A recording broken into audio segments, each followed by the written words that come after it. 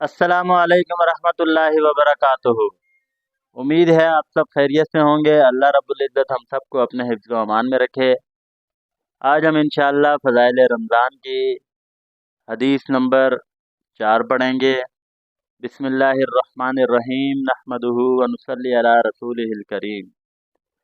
हज़रत उबादा रज़ी अल्लाह तआला अन्हु कहते हैं कि एक मरतबा हजूर सल्लल्लाहु अलैहि वसल्लम ने रमज़ानुल मुबारक के करीब इरशाद फरमाया कि रमज़ान का महीना आ गया है जो बड़ी बरकत वाला है। हक ताला शानो इसमें तुम्हारी तरफ मुतवज्जा होते हैं और अपनी रहमतें खासा नाजिल फरमाते हैं, खताओं को माफ़ फरमाते हैं, दुआ को कबूल करते हैं, तुम्हारे तनाफुस को देखते हैं और मलाइका से फ़ख्र करते हैं।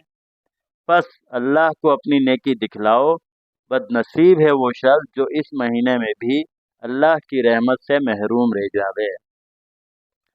फ़ायदे में शेखुल हदीस लिखते हैं, तनाफुस इसको कहते हैं कि दूसरे की हिरस में काम किया जाए और मुकाबले पर दूसरे से बढ़ चढ़ कर काम किया जावे, तफाखुर और तकाबुल वाले आमें और यहाँ अपने अपने जौहर दिखलावें।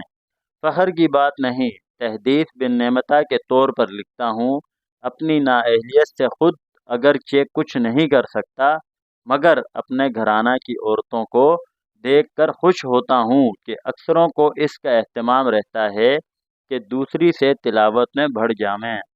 खांगी कारोबार के साथ 15-20 पारे रोज़ाना बेतकल्लुफ़ पूरे कर लेती हैं। हक ताला शानो अपनी रहमत से कबूल फरमावें और ज़्यादती की तौफीक अता फरमावें।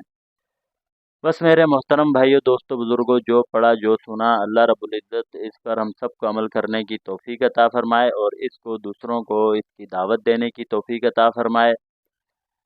मेरे भाई, दोस्तों, बुज़ुर्गों, इंशाअल्लाह एक नई वीडियो नई अहादीस के साथ मिलते हैं। जब तक अपना ख्याल रखिएगा, हमें दुआओं में याद रखिएगा। अस्सलामु अलैकुम व रहमतुल्लाहि व बरकातुहू।